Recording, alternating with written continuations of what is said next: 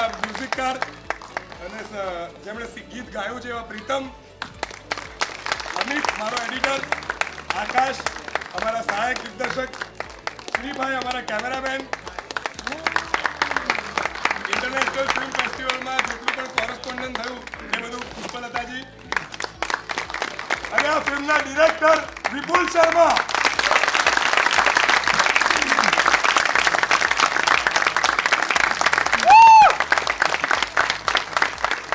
તમને લોકોને આ ફિલ્મ જો ગમી હોય તો બુક માય શો પર રિવ્યૂઝ લખજો, સોશિયલ મીડિયા પર તમારા રિવ્યૂઝ લખજો, અને બસ હવે પ્રાંશુ કહેશે.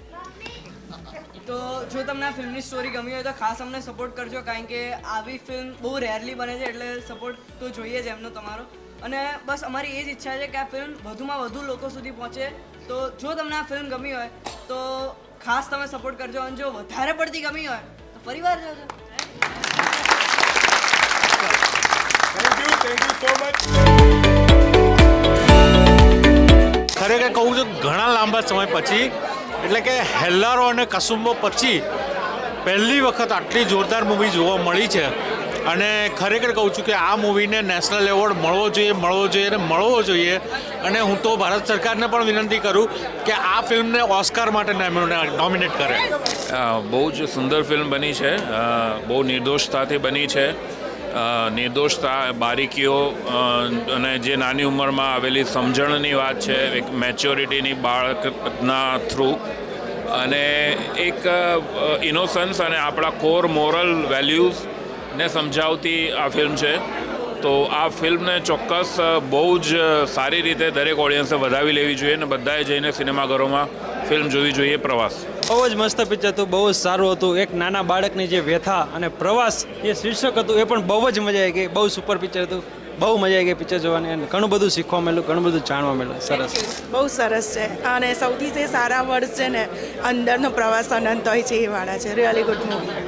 ઇમોશનલ સમજવા માટે કે બચ્ચાઓના મન કુમળા હોય તો પણ એ લોકોના મન કેટલું બધું વિચારી શકતા હોય. ભલે એ લોકો એમના લેવલનું વિચારે, બટ એ બહુ મોટી મોટી વાત ઘણીવાર કહી જતા હોય છે. It's a beautiful movie, beautiful really. એટલે નાના છોકરાઓ પાસેથી આટલું સેન્સિબલ અને સારી રીતે કામ લેવું ને, it's a great job to Vipul. Really it's very nice. Everyone has to see this movie. Thank you. પિક્ચરથી કંઈક શીખવા મળે છે કે તમારી પાસે એક પૈસો ના હોય, તમારે કંઈક કમાવવું હોય, તમારે કંઈક નામ કરવું હોય તો સંસ્કાર બહુ ઇમ્પોર્ટન્ટ છે. પણ આજની જનરેશનમાં એવા સંસ્કાર બચ્યા નથી, કારણ કે જે જેનઝી લોકો છે એના માટે આ પિક્ચર વિપુલ શર્માએ બનાવ્યું છે, અને એક સારા મેસેજ સાથે બનાવ્યું છે કે પ્રવાસમાં ખોટા રૂપિયા ના વાપરો, તમે ઘરે કામમાં રૂપિયા વાપરો, કે ઘરે કામમાં લાગે તમને રૂપિયા. બહુ જ સરસ છે. અને વિપુલ શર્મા અને વિશાલ ઠક્કરનું જે કામ છે, વિશાલનું જે કામ છે નાના છોકરાનું, બહુ જ સરસ છે. બહુ જ મસ્ત ફિલ્મ હતી, અને એક્ટિંગ તો બહુ જ સુપર. આ ફિલ્મને તો 2000 દિવસ ચાલવી જોઈએ. ઓફકોર્સ નેશનલ એવોર્ડ તો પહોંચી જાય ને, 70 અવોર્ડ્સ.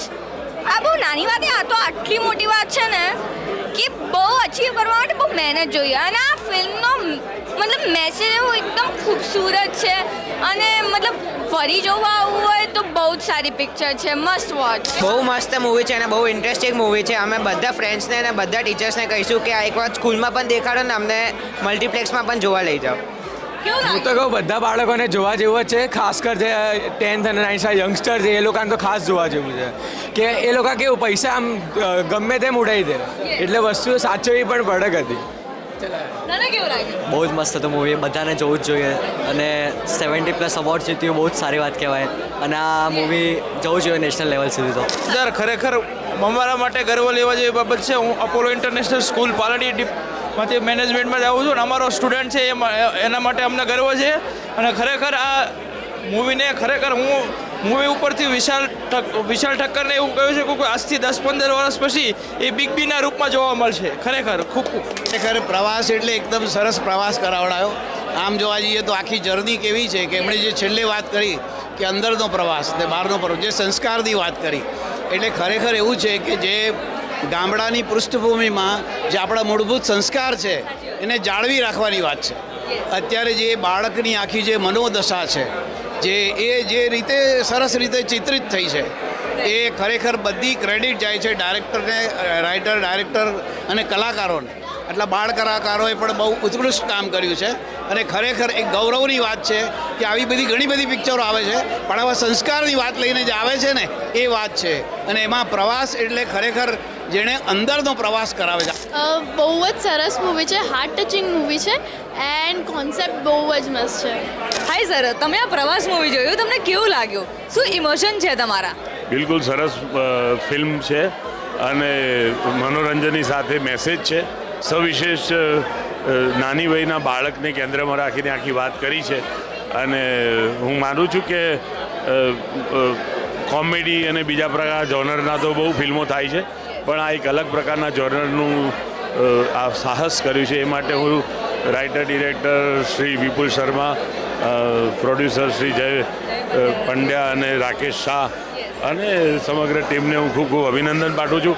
બાળકોએ સુંદર કામ કર્યું છે, બાળકો સાથે સુંદર કામ લીધું છે અને પ્રવાસ સવિશેષ ભીતરનો પ્રવાસ જે વાત કરી છે બહારના પ્રવાસ સિવાય એ બહુ જ હૃદયસ્પર્શી વાત લાગી મને અને હું તમારા માધ્યમ દ્વારા દર્શકોને પણ અનુરોધ કરીશ કે please go and watch this movie. તમને મજા આવશે અને પ્રવાસની આખી ટીમને ખૂબ ખૂબ અભિનંદન અને સફળતા માટે શુભકામના. સર, એક એવું કારણ કે જેના માટે બધાએ આ પ્રવાસ જોવું જોઈએ, એક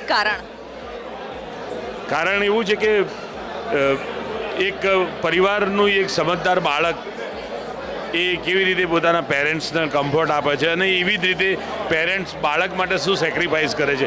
આ જે ઇમોશન્સ છે પરસ્પરના કે એ પરિવારની દીકરી શું સેક્રિફાઈસ કરે છે, દીકરો શું સેક્રિફાઈસ કરે છે, મા બાપ શું કરે છે, તો આ બધા ઇમોશન્સ છે હું માનું છું કે કોઈ પણ પરિવારમાં ઓછા વધતા પ્રમાણમાં આ ઘટનાઓ ઘટતી હોય છે એટલે પ્રેક્ષકને એ ચોક્કસ કનેક્ટ થશે અને સ્પર્શશે. તો એ રીતે આ એક યુનિક ફિલ્મ એટલે જોવી જોઈએ. Thank you so much. તમારા પણ સોશિયલ મીડિયામાં તમે જે કામ કરો છો, ગુજરાતી ફિલ્મને જે વાચા આપો છો એ માટે તમને પણ હું ગુજરાતી ફિલ્મ ઇન્ડસ્ટ્રી સાથે સંકળાયેલા એક અભિનેતા તરીકે હું તમારો આભાર પણ માનું છું, અભિનંદન પાઠવું છું. Thank you. પ્રવાસ ફિલ્મ જોવા માટે આવીશું જે ફિલ્મને 70 ઉપર એવોર્ડ મળેલા છે, તો આ પિક્ચરમાં કંઈક તો હશે ને એવું.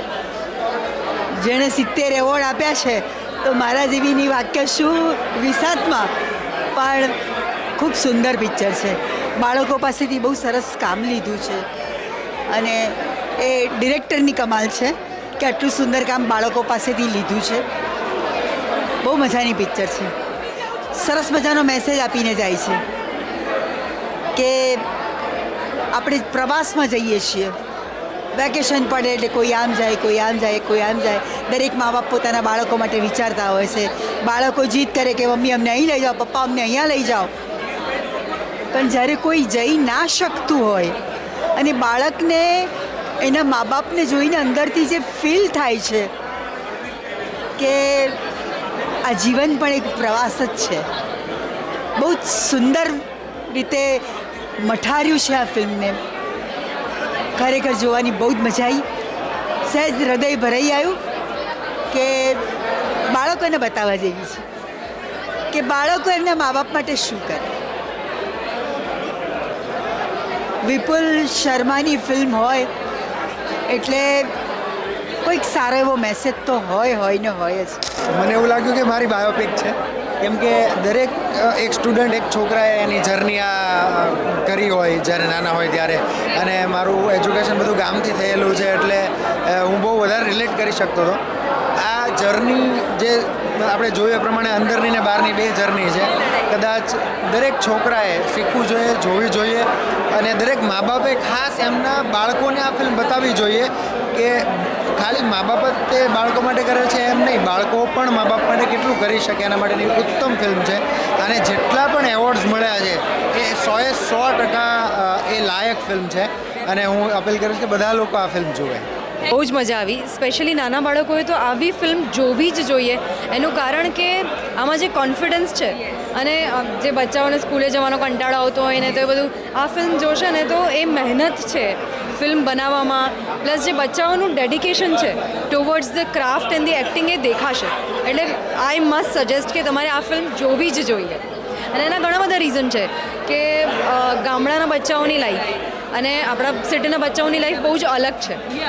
તો આઈ થિંક ગામડાના બચ્ચાઓ જે ફીલ કરતા હોય છે એ આપણે અહીંયા બેસીને તો નથી સમજી શકતા, પણ ત્યાં જવાની જરૂર નથી. આ ફિલ્મ જોઈ લો, તમને ખબર પડશે. અને આનાથી ઘણું બધું એવું સમજાય છે કે ફેસિલિટીઝ બધે જ પહોંચવી જોઈએ અને જે લાભ છે નાના મોટા એ બધા બાળકોને મળવા જોઈએ. કોઈ એવું એક કારણ કે જેના લીધે પ્રવાસ જોવી જ જોઈએ? ફક્ત એક કારણ બાળકો. જે મને સૌથી વધારે જે અટ્રેક્ટ કર્યું એ જે ઇનોસન્સ છે એ આઈ થિંક બચ્ચાઓ ક્યાંયના પણ હોય, સિટીના હોય કે ગામના હોય, ઇનોસન્સ એમ જ રહે છે. એ આઈ થિંક આપણે છીએ જે એમને અલગ અલગ બધું બાયફર્કેટ કરીને બતાવીએ છીએ કે અચ્છા because we give them facilities. તો એ આ ફરક છે. અધરવાઇઝ એ ઇનોસન્સ છે અને I think you must stick to it. તો બહુ સારી વાત છે. અને બસ આઈ અગેન સે કે બાળકોએ તો આ ફિલ્મ એક વાર તો જોવી જ જોઈએ.